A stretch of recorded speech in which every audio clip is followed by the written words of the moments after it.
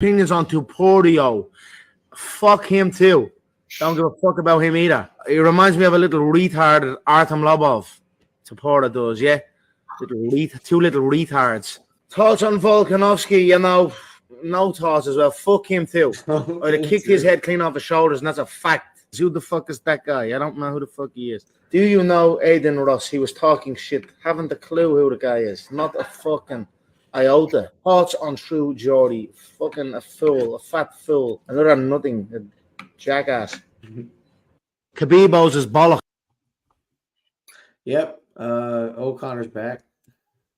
Yeah, I love it. And then he goes on to say that he's not going to have any beef with Michael Chandler. He's not going to go back to the old ways. And then he goes on stream and does that.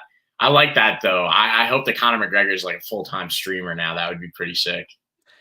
You know what? I think to a certain degree, it might lessen the mystique if you see him all the time. You know what I mean? I think there was some kind of magic about the fact that you see him. I mean, I guess you did see him a lot. But if you just like saw him like ripping stuff all the time and there was all of this Conor content, it would almost be like too much. It's kind of better that it's like throttled down. You know what I mean? You get him at glimpses at when he's like at his peak. But at the same time, I feel like we've been starved for, just a genuine, like not coked up, not drunk Conor rant, like semi coherent. Did you see the other video of him with the forged stout when he was like, oh, he almost drinks it? Look at it. It's so good. I can't do it. I can't do it. I'm taking this camp so seriously for Chandler. And he like keeps trying not to sip it and keeps getting close. No, I can't do it. It's like that's really bad, like addict behavior, but also hilarious from McGregor. It is pretty good, forged stout. And I understand. Had it? Yeah, I've had it before. We got a couple of bars here that have it, that carry it. And as long as it's poured right, you got to pour it like a Guinness. A lot of people are not understanding that just yet. It's a stout. But, yeah, you got to pour it like a Guinness, and a lot of people aren't. Otherwise, if they do that, then it's a pretty good beer. It handles the flight from Ireland to the U.S. pretty well. But yes. I understand why he's like, I got to drink this because I love Guinness. I like that forged stout. And it's hard to turn out a good stout, but dude, you're in camp. Get it together. It was pretty fun. Hey, he didn't. As far as we know, he didn't do it, right? So he didn't on camera. I mean, he could have done off camera. Really genuine, because you got a full, beautifully poured beer right in front of you. Who's not? Who's not gonna be like, let me at that? Mm-hmm. So it makes perfect sense, but. Conor, it is true what you said about the mystique, because Conor does just jump on Twitter every now and then, do like a voice note where he's making fun of somebody, whether it be like Joe Rogan, Michael Chandler, whoever, and it's hilarious. Like you can turn on your tweet notifications for that, or your X post notifications, I guess. Go Elon. But he pops on, and then you hear him like say something funny for a little bit, or like rap or something, and yeah, that's your McGregor for like 2 weeks. So. Yeah, you're right. This is going to be like the moment that we're talking about for a couple of days. It's going to get memed up the same way that like that part in Roadhouse was when he walks in and he's like, where the fuck is everybody? Hey, fellas. Yeah, that was hilarious. Like that was like the meme for a little bit. Now these are going to be the memes. Him just saying, fuck everybody. This guy's this guy's that. Fuck that guy. Fuck him. No thoughts, to be honest, but fuck him too. Yeah. By the way, great thing we're not like monetized on here, because that clip instantly gets you demonetized if you're making money on YouTube. But if you want to help us get monetized, pull up the ticker, brother. Like, comment, subscribe. That really helps us out. That's how we would eventually become monetized, is with more subscribers and likes and stuff like that. So if you like us, you can do that, or maybe we'll make merch at some point. I don't know, maybe like t-shirts coming down the line. That would be cool. Yeah, that would be pretty sweet. Let us know if you want to buy t-shirts from us in the comments down below. Also, check us out on Spotify and Instagram @_pickinwinners on X and Instagram. And yeah, like I said, Spotify, full video and audio. Do you want to roll the intro clip real quick? Or?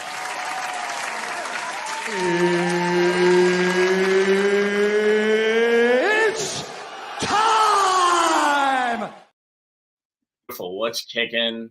We are back for another episode of Pickin' Fights. I'm Keith, with my friend Tom, as always. So, how you doing, Tom? I almost forgot to ask you, how are you? Doing good, man. I'm excited. Conor McGregor fights in 6 weeks, just about. So that's gonna be dope. About a year and a half feels like in the making. Really interested to see. I think there's a lot of implications with that fight. So really interested to see after all of the. I don't want to say build up. I could say anticipation, but there hasn't really been too much. I guess there's been a little bit of build up, but like I want to see more press conferences, man. Like I want to see. We started the show by you saying that Connor said he's not going to have any, like animosity towards Chandler or whatever. But I don't know. I think you get him in a room with Mike Chandler's fake nice guy attitude, and I think he's going to have some stuff to say. What about you? Totally agree. At this point in his career, Connor feels to be like more cerebral with the way that he's talking. Like, yeah, sure, back then he had like some really viral moments and said some really deep shit. But now he's really coming for people. Like that clip that we watched in the beginning, it's like he's got really personal digs for just about everybody. So yeah, I do want to see what he would have to say to Michael Chandler, because Michael Chandler does put it all out there, and the animosity would be fun. They had their moments on The Ultimate Fighter. You'll do what you're told. But outside of Do what you're told. yeah, there really hasn't been much build up outside of that. I am looking forward to the fight, though. I think it's going to be an exciting one. I hope it, actually goes like a little bit of a little distance. And yeah, like you said, the press conferences would be cool. They're doing it in Vegas. Why not do like at least a couple of events or a couple of press conferences there, just to get the juices flowing, get the people interested, make a big deal out of open workouts. Just blow up all the press, all the hype that you possibly could for this event. They've announced some of the fights on that card as well. Like they're definitely, trying to get some eyes on some guys and, really make it as much of a McGregor card as possible. Because like we've seen too, a lot of the guys that have fought on McGregor cards in the past have gone on to have crazy futures. Especially like guys in the prelims back then. So, always a good build up, always a lot of fun surrounding this guy's fight cards. Do you think if he loses that this is the last time that we see him in a main event? No, I think he's always going to be in a main event. I think it potentially is the last time we see him in the UFC, because I don't think he'll settle for anything less than a main event. And I think loss coming back, I think that's a big one for him to lose, to drop, because at that point you've only fought a handful of times in the last 5 years. Only one of those was a win over Donald Cerrone. Like, ooh, that's rough. Yeah, not a great look. Definitely not a great look. Yeah. I mean, there's reasoning behind it. So Donald Cerrone, he beat the shit out of, rightly so, I guess. Comes in, Dustin Poirier boxes him, but that he had, he just too much of a boxing stance there. But I guess ring rust. He admitted that. Came back, breaks his shin. So really, he's 2 fights back, right? Yeah.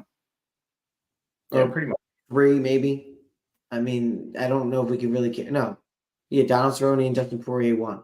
So 2 fights back. And those are a year and a half apart. So I don't know, man. It's such a mystery to even theorize what kind of McGregor we're going to see.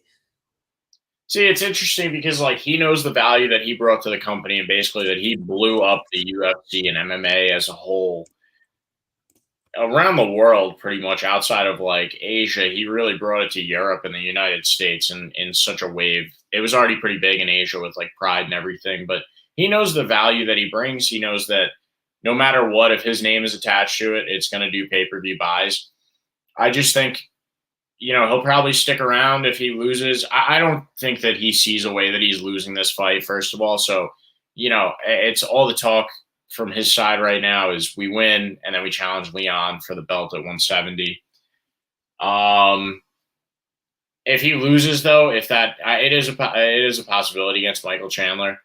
A massive possibility, especially with like the layoff and everything, and like the fact that he's just been more of a movie star, rock star lifestyle than a fighter. Have we ever seen Chandler at 70? No, I don't think so. We have seen Connor there. a couple of times. But it wasn't really against the guy who fought consistently at 70. Didn't he fight Nate Diaz at 70 as well, or was that it? Oh, I think that was 55, dude. We'll go back and check. I just want to have a thorough check here of MC. Yeah, they fought at welterweight, McGregor and Diaz. Did they really? Yeah, I really don't think that Michael Chandler has ever fought at 170. And just like my reason being is, you're looking at like a pretty strict wrestler. When these like wrestler guys find their weight class, they typically tend to stay there. It's like pretty natural for them to make that weight and everything. And, he never really, moved in the past. He weighed in at 168, so it was still, Nate Diaz is an undersized 170 too. That's a fact. They didn't really cut a lot of weight for that. And now you have Conor walking around. We saw him just like a year ago and he was roided to the gills. Now he looks a little bit smaller, but going into Roadhouse, he was massive. Mm-hmm. So he's going to cut down for 170 this time around, I think, as opposed to just like coming in natural weight. He looks like around at like 190 something. And he's going to be taller than Chandler, younger than Chandler, longer than Chandler. The reach is a big factor for McGregor in this one, knowing his distance control and everything. Mm-hmm. Longer legs. And his power, his speed, and Chandler's ability to get hit. Yeah, but also Chandler's ability to hit like a fucking truck and come right back at you and catch you with something. We've seen him do that. We've seen him almost catch a lot of guys, and we've seen him catch a lot of guys as well. When that reckless abandon doesn't always work out for him, but I think this is going to be interesting. And you have a lot of guys talking about this one, like Chael said. You have the most disciplined fighter in Michael Chandler coming against the most undisciplined fighter in Conor McGregor. And sure, Chandler is like disciplined outside of the octagon. Yeah, disciplined how? Right, he's been working his ass off for the past 2 years, getting ready for this fight. But when he steps into the octagon, it's just chaos with him. It's just pure reckless abandon. He completely is undisciplined to his game plan. And I like the guy. I'm a big fan of his as a fighter, but it's just complete abandoning the game plan. I don't know how that's disciplined. You have a guy that's going to go in there after weeks of not training and maybe not taking this seriously, going in, and then being disciplined in his game plan, seeing the cues, the timing, the reads, making those, adjustments in the moment against Michael Chandler. And then Michael Chandler is going to be in the best physical shape. So I don't want to give away too much because we will have to talk about this episode in the future. Yeah, but all right. So we let's look at Michael Chandler's resume. Inside of the UFC, Benson Henderson, I just went and showed it. Bendo, not on a good streak here. He didn't fight him in the UFC. His I know he fought him at Bellator. Yeah. Oh, okay, gotcha. But I'm just saying, if you want to include Bendo. Yeah, of course. Great competition. Just on his way out at that point. Beat Terrence McKinney here. Islam Mamedov, who's Mamedov. There's he was on Bendo's record here. Win too. So take what you want from that. So 2 guys here in Bellator. Then Dan Hooker, who he pieced up in round 1, lost to Charles Oliveira, lost to Justin Gaethje, beat Tony Ferguson. You, me, and Dupree have all beaten Tony Ferguson at this point. Lost to Dustin Poirier. Even though some of these were good back and forth fights, he's put out Dan Hooker and Tony Ferguson. Yeah, which, if we were looking at this 3 years ago, we would have been like, damn, those are 2 of the hardest guys to put out. True. But, now, they certainly haven't aged super great. But, you look back at some of the moments in those fights, too, that he lost. He did have Oliveira in some really dangerous positions in that first round. Dustin Poirier in round 2 was he out-wrestled him in round 2. Round 1 was boxing him up a little bit and landed some heavy shots on Poirier and really had an opportunity to win that fight until he made a stupid decision, which he typically does. Mm-hmm. So you have a guy that's cerebral and is making the reads, making the adjustments. Timing is on point. The power, the precision against just a ball of muscle running at you. Mm-hmm. So it's like a sniper rifle versus a gorilla or a chimpanzee, really. Who's going to land that fatal blow first? Right. I'm looking forward to this one, though. I'm pretty pumped. I think Conor. I think Conor's going to do it. I think what we talked about first is most important. I think he's a cash cow, and I think a lot of that comes to a halt if this isn't a win for him, and if it's a win in spectacular fashion, it's as high as it's ever been potentially. I totally agree, but I don't think he's going to. I think between you and me, if there was any way that it could be slanted in a particular direction, I think the UFC would. If the UFC has a preference in making money, I think they would try to hedge particular outcomes if possible. Yeah, I agree with you on that. But yeah, if Conor loses, it's like it doesn't really even hurt the UFC at this point, though, because like the UFC is so much bigger than Conor McGregor at this point. Like he's another name on this ever growing, ever getting better roster, and the fans are kind of like past him. Like he was saying that Leon versus Bilal probably isn't going to do numbers. I think the reason why this one's going to do numbers is because of the more casual fans, the more. You're going to have a lot of boxing fans that want to tune in because of the history of McGregor and boxing. Everyone's going to tune in. So I think you're just forgetting what a Conor McGregor fight week is like. I don't think it hurts the UFC if he loses, though, because like at this point, it's not like he's there. Compared to what? Compared to him not being there, sure. But the UFC with him there versus the UFC without him there are two totally different products. But he hasn't been here for the past, like he really hasn't been here. And they'll be okay. You're right. They will be okay. Yeah. But compared to how they've been, they'll be the same.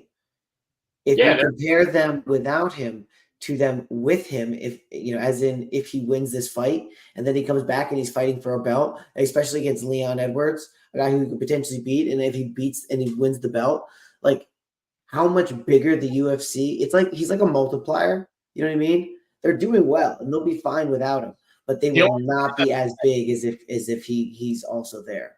It's just a lot of ifs, so that's like it's like this has to happen, this has to happen, and this has to happen for them to make. They'll continue growing, but if he comes back and he beats Chandler, it's all contingent on that fight. Yes, exactly. I 100% agree. If he loses that fight. The next fight with him, I don't know. I really don't know how that's. I don't know if he would want to, like, what his excuse is going to be. Like, I don't know where to go from there. You know what I mean? But like, if he beats Chandler and knocks him out, or even if he doesn't, he just beats Chandler. Like, I think that definitely plants the flag that he's back. And he wants to fight. And if he keeps up with that, so that's two ifs. I think the UFC is going to be way ahead of wherever they would be if he didn't win. Yeah. No, I think he's like a booster. Yeah, that's what it is. It's just I just don't see it ever hurting them because he really hasn't been present. And then you look at Leon too. Like when was Leon's last fight against Kamaru? Like that guy's super inactive too. So sure, we're gonna it makes for a really big fight down the line. But that could be a fight like fucking 3 years from now, and Leon may not be the champ at that point. Like anything could happen between now and then. So like there's a chance that he makes them a shitload of money down the road. I think there's a more likely reality where it's like this does average pay-per-view numbers, like on the higher average. I don't know about that. I think this is gonna fucking sell. I don't think it's gonna blow the gates off. Maybe it will. Maybe it will. I think it will. But it's just I don't think that the fans really take McGregor seriously like that anymore. Where I think that we all say that, and then we're all gonna be like, "Oh shit, it's McGregor week," and we're gonna be tuning into the press conference, and I'll be watching the countdown. Like, right. I think buying the pay-per-view and tuning in are also two different things. Like, like there's guys. I'm buying the pay-per-view. Yeah, so like, is it going to be a big enough one that's going to get the masses to buy the pay-per-view? Sure, like they'll watch the highlights from the press conference and everything. I just don't know if Conor McGregor is as big of a spectacle. And if it is, it's because he's facing a guy that he could beat. And we all know that he could beat. if this was an instant McGregor versus Makhachev, I don't think anybody's buying that pay-per-view. Right now, no. Yeah. But if he goes in there and he starks Chandler as Chandler goes for a takedown, then people might be like, hold on a second. You know? Not Yeah. even saying it's justified, but Right, there will right. be hype behind it. If he comes back after breaking his leg to Islam Makhachev, it's like, well, the fuck? Like, I'm not going to get excited just to get let down. Like, if I know I'm going to be disappointed, like, Yeah, that's a good point. Yeah, I just want to like divert the conversation real quick. I don't know if you saw the rumors for Ian Gary's next fight. He really wants to fight and get active. He's been calling out Colby, as everybody knows, and Colby was like, "Shut off your YouTube comments and shit like that," or turn on your Instagram comments. Speaking of, comment on YouTube and on Instagram, but leave us a comment here. So, God, my brain fart. I'm day 2 into Ian Gary, Michael Venom Page. Yes, Michael Venom Page. What do you think about that? You think that's going to happen soon? Michael Venom Page is like, I'll do it anytime, any place. Ian Gary wants to fight at 302 on this card that we were just talking about. Do you think that fight will happen then and there? Or what are your thoughts about Ian Gary's situation? Ian Gary announced that he had accepted an offer to face Michael Venom Page at 303. 303, okay. And that is, I'm not sure which card that is. I would believe that's end of July. Yeah. Or middle of July. And then UFC 303. Oh, that is 303, that McGregor card. Oh, is it really? Yeah, so 302. Oh, that makes sense. Right, 302. I keep forgetting that 301 happened. That is like, that was a good card and everything, and like I love that Steve Erceg Pantoja main event, but that is like the card that I keep thinking that Makhachev and Poirier is 301. I don't know, but yeah, I thought I saw somewhere that Michael Venom Page said that he would.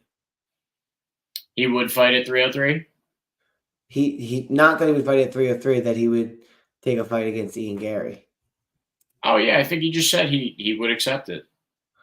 That was Ian Gary who said that. Oh, I did see something from MVP saying that he would accept it, that he accepted a fight, and they were just like waiting for it to come through. That would be a good fight. I think it would be Ian Gary's first UFC loss. Yeah, I thought Michael Venom Page was the one who said this, not Ian. Yeah. I don't know. I thought so as well. MVP is getting a title shot if he could put Gary away. Said it was deleted and unconfirmed, so I'm wondering if this guy got it backwards. Yeah. Either way, MVP on Ian Gary. I'd fight him next week. Yeah, and that card already has some good fights. Like that has Joe Pyfer's on there. Coming back off of that loss against Jack Hermanson, he's fighting Marc-Andre Barriault, who notoriously runs away from opponents. So that'll be an interesting one. None of issues. Actually look into exactly what that was, but he can't make the fight. They're like, would you still want to take the? I'm like, yeah. Like let's put it on the UK card because it just makes sense. They went to go back, and I didn't really hear anything back, so I was just waiting. Yeah. And then he released that, like he said yes. And I was like, okay.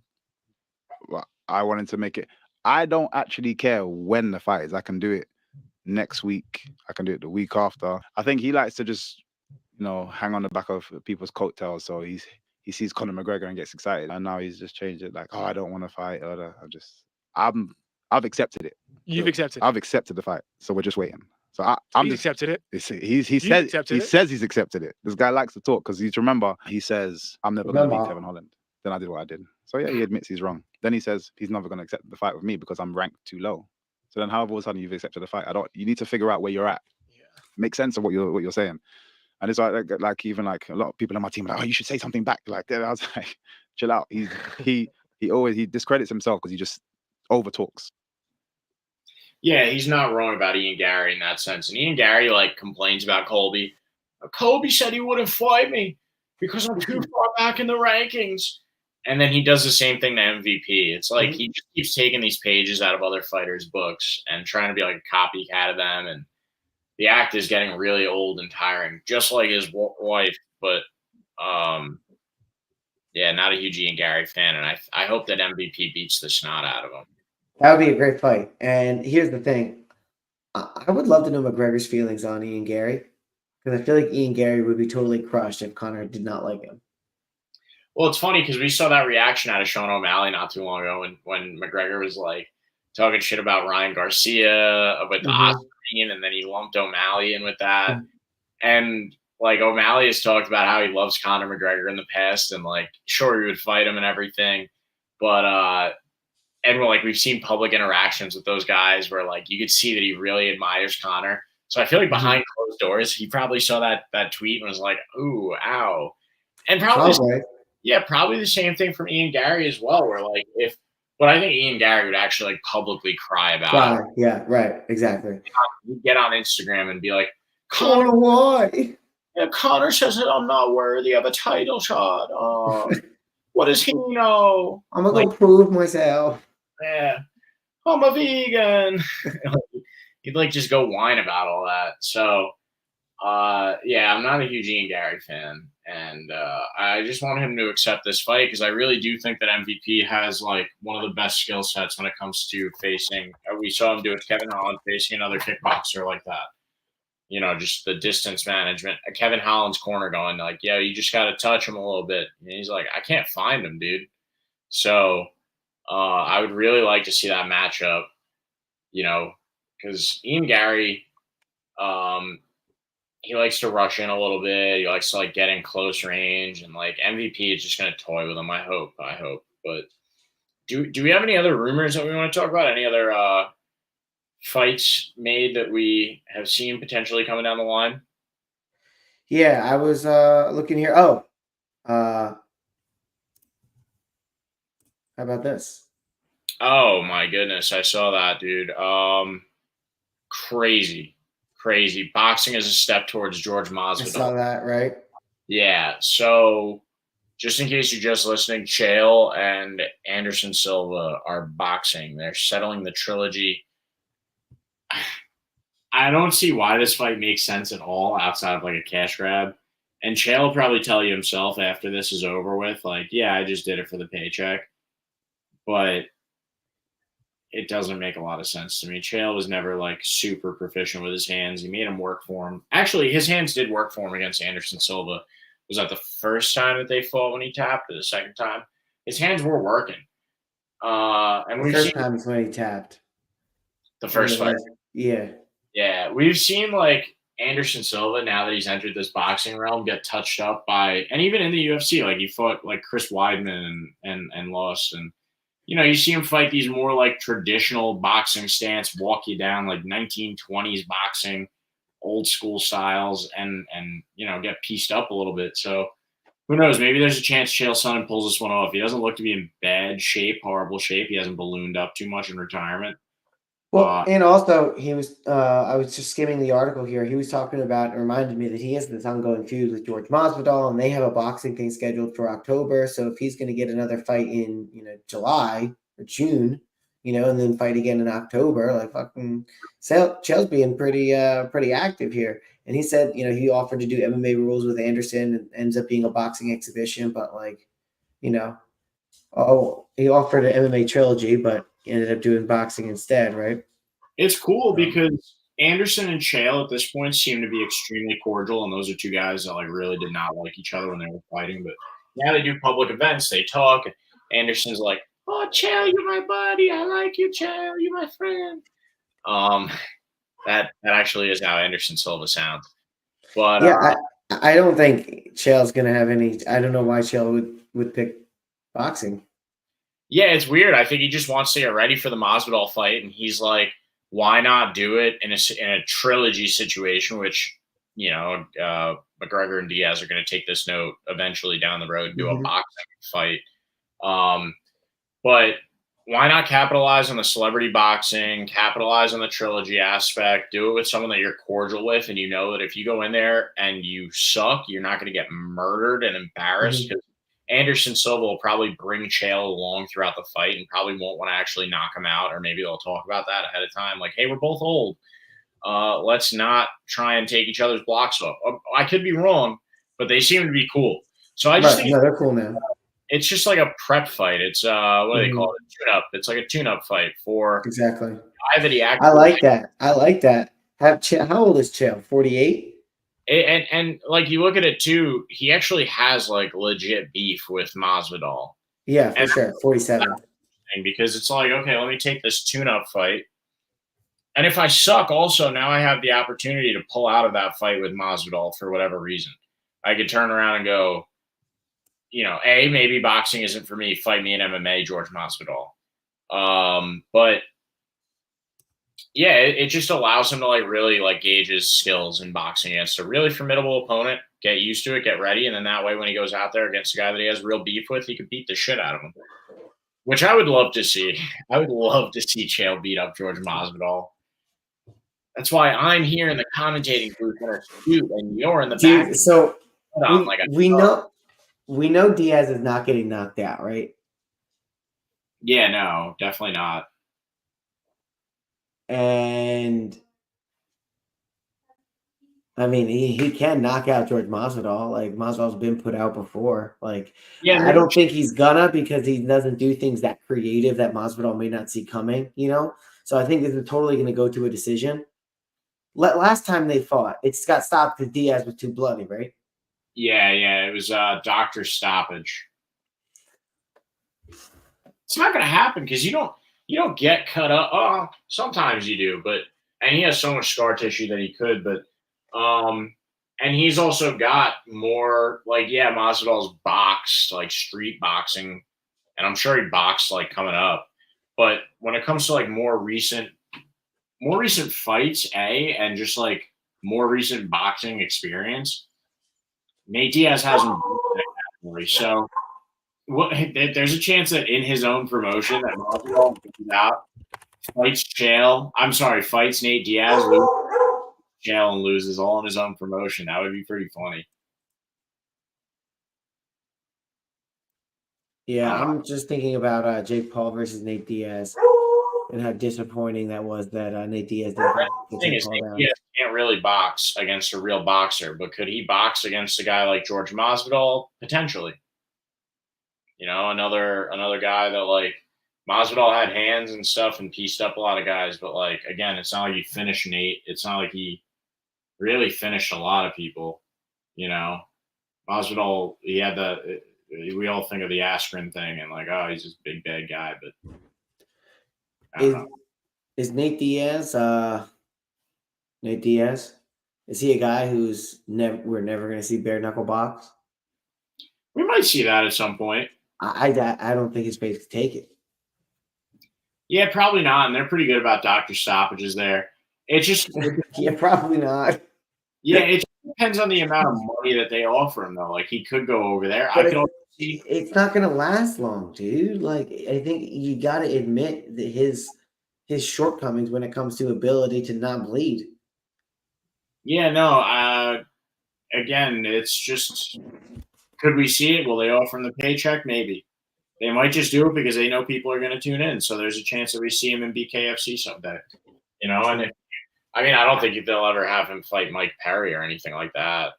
Those guys, that's a different sport too, dude. It really is. That is just pure aggression. There's no technical boxing. Like they punch technically sound, but there is no defense. It is just who is going to knock the other guy's lights out or teeth out to the point where the fight has to be stopped. Jeez. It is crazy, bro. But I like a lot of what's going on there. I like the sport, and I enjoy like some of the ex-UFC guys that are there, like Ben Rothwell and Jimmy Rivera. They're all fun.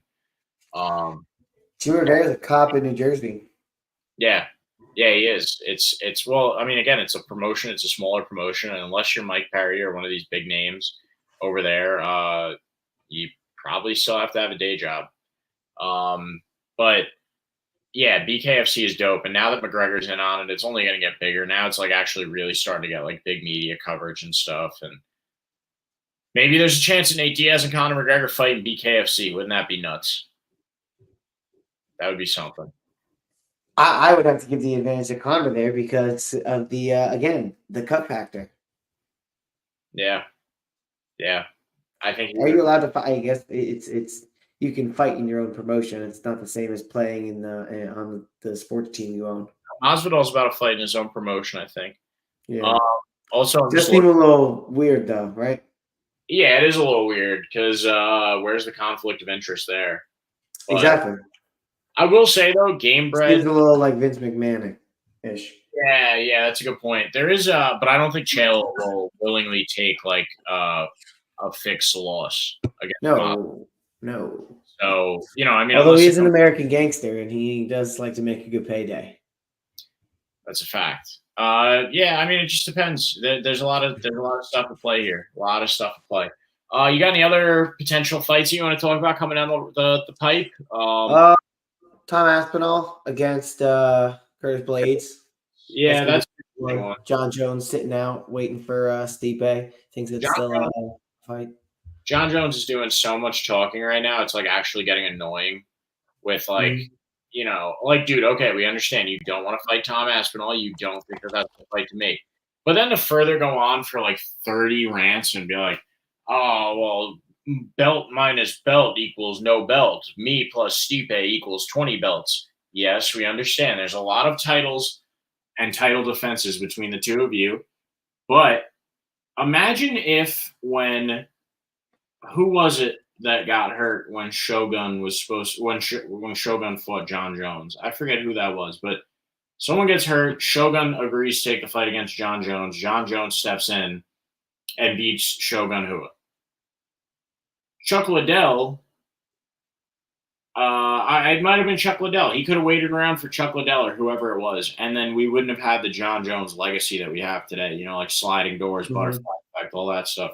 So I just don't understand John Jones's like unwillingness to even be like, yeah, I'll even fight Tom Aspinall at some point in the future. I don't think it's necessarily like ducking him. Maybe it is. Maybe he does think that Tom Aspinall's skill set is greater than his own. He doesn't want to taint his legacy with this loss to a young British kid. Right.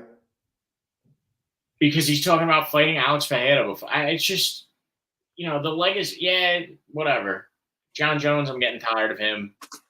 Another guy he thinks he's McGregor and he thinks he brings the monetary value, but he really doesn't, I mean, to his first point of like doing the belts thing or the championships thing, it's like, yes, just because you have that on your record doesn't mean at 37 and 42 years old, respectively, that we're looking forward to that fight versus a fight of people who are in their actual primes right now. So if you want to walk around and boast like you're the king, actually fight somebody who would be able to, prove that status. Don't sit around and wait to fight the old guy and rest on your druthers just like he's doing. Like, it's ridiculous. Yeah, totally agree, bro. It's getting old, but you got Tom Aspinall. He keeps trying to make the case for himself, and he's like, "I'll fight whoever. I'll fight Curtis." And what a baller move for him to be like, "All right, well, I'm going to fight Curtis Blades in the meantime." And if he's able to knock Curtis Blades out, like John Jones is absolutely going to retire after the Stipe fight if it happens, because I don't think he wants any part of Tom Aspinall. The best thing that could happen to John Jones right now is Tom Aspinall loses to Curtis Blades, and then he goes and he fights Curtis Blades because he has better stand-up and good takedown defense. He beats Curtis Blades, and then he retires, cements himself as the best, and Tom Aspinall has no case, and he can run away from him. Yeah. So, really valid case.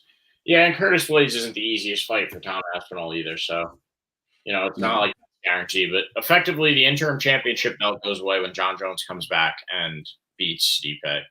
You only have an interim champ in the absence of a champ. So that whole argument is going to be null and void pretty soon. It should have been the fight to make, the interim champ versus the champ. That's usually how it goes, but John Jones has privilege, Dana White privilege. So I don't really have anything else. Do you got anything else you want to chat about before we bounce? No, that was it. I just had those last few things, man. Yeah, just getting some stuff out before next week. We got 302, almost a 301, 302 coming up. So make sure to come back and join us. The only way to know that we're doing that is if you like, comment, and subscribe. I think there's like notifications that you can turn on for us if you want to do that. See when we're going live. Also follow us Twitter, Instagram @_pickinwinners, and you can listen, like, and subscribe on Spotify. Thank you, Tom, for hanging out, bullshitting a little bit today, talking about the future of the UFC, our opinions on McGregor, all that fun stuff. Ian Gary. We spent most of the program talking about Irish people. What are you gonna do? Yeah, it's all right. That's the current state of the UFC these next few weeks, I guess, right? I was gonna say. Maybe that card. We'll be talking about a lot of Irish people on that card. But yes, thank you. Thank you to the people at home. Have a great Tuesday. Enjoy the rest of your week. You got anything else for us, Tom? We'll see you next time.